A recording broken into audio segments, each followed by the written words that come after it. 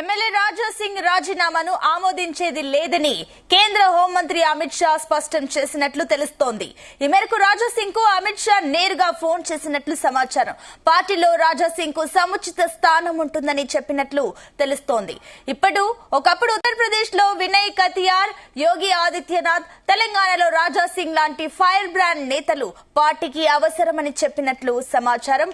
Party సిద్ధాంతాలు అమలు చేయాలంటే ఫైర్ బ్రాండ్ నేతలు అవసరమని, రాజా సింగ్ లాంటి నేతలను వదులుకునే ప్రసక్తే లేదని అమిత్ షా స్పష్టం చేసినట్లు ప్రచారం జరుగుతోంది.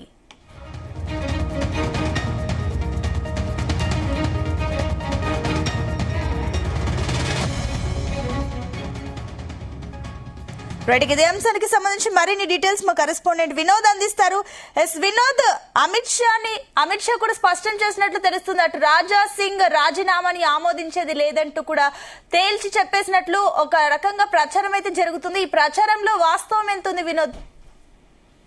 సునీత, తెలంగాణ రాజకీయాల్లో Goshamahal MLA Raja Singh, BJP Raja Singh hot topic గా మారారు. బీజేపీ పార్టీకి ఇటీవలే రాజాసింగ్ రాజీనామా చేసిన సంగతి మనందరికీ తెలిసిందే. ఈ సందర్భంగా రాజాసింగ్ సంచలన కామెంట్స్ కూడా చేశారు. కిషన్ రెడ్డి పార్టీని నాశనం చేస్తున్నాడంటూ తీవ్ర వ్యాఖ్యలు చేశాడు.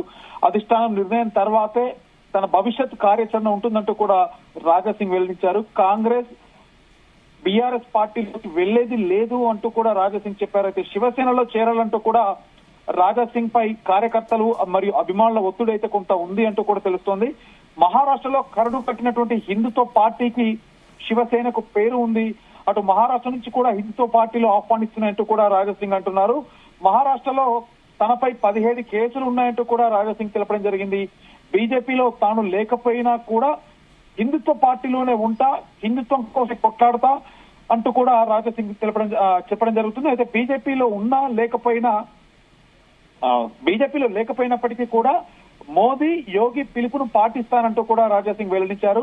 తనకు బీజేపీలో ఇష్టమైన నాయకులు నరేంద్ర మోడీ, కేంద్ర మంత్రి అమిత్ షా, అలాగే యూపీ సీఎం యోగి ఆదిత్యనాథ్ అంటూ కూడా ఆయన తెలపడం జరిగింది.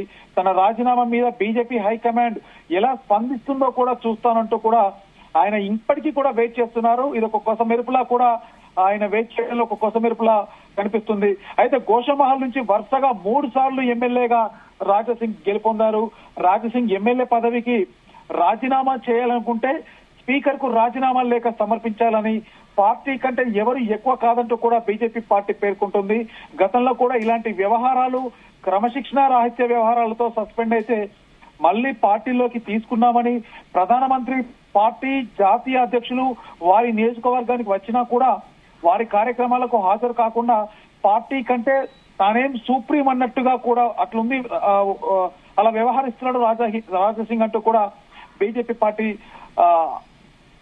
అధికారులు అయితే తెలుపుతున్నారు. అయితే మా బీజేపీ పార్టీకి వ్యక్తుల కంటే పార్టీ ముఖ్యం, పార్టీ క్రమశిక్షణను అనేక సార్లు రాజాసింగ్ ఉల్లంఘించినట్లు తెలిసింది.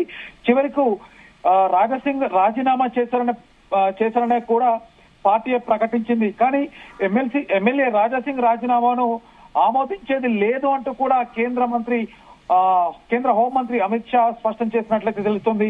ఈ మేరకు రాజాసింగ్ కి కూడా అమిత్ షా నేరుగా ఫోన్ చేసినట్టయితే ఒక సమాచారం అందుతోంది. పార్టీలో రాజాసింగ్ కు సముచిత స్థానం ఉంటుందని చెప్పినట్లు తెలుస్తుంది.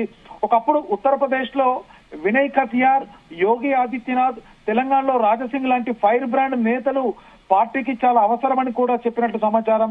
పార్టీ సిద్ధాంతాలు అమలు చేయాలంటే ఫైర్ బ్రాండ్ నేతలు అవసరమని, రాజాసింగ్ లాంటి నేతలను వదులుకునే ప్రసక్తి లేదంటూ కూడా అమిత్ షా స్పష్టం చేసినట్లయితే ప్రచారం జరుగుతుంది. అమిత్ షా నేరుగా ఫోన్ లో రాజాసింగ్ తో మాట్లాడినట్టుగా తెలుస్తుంది. Sunitha, right Vinod, thank you.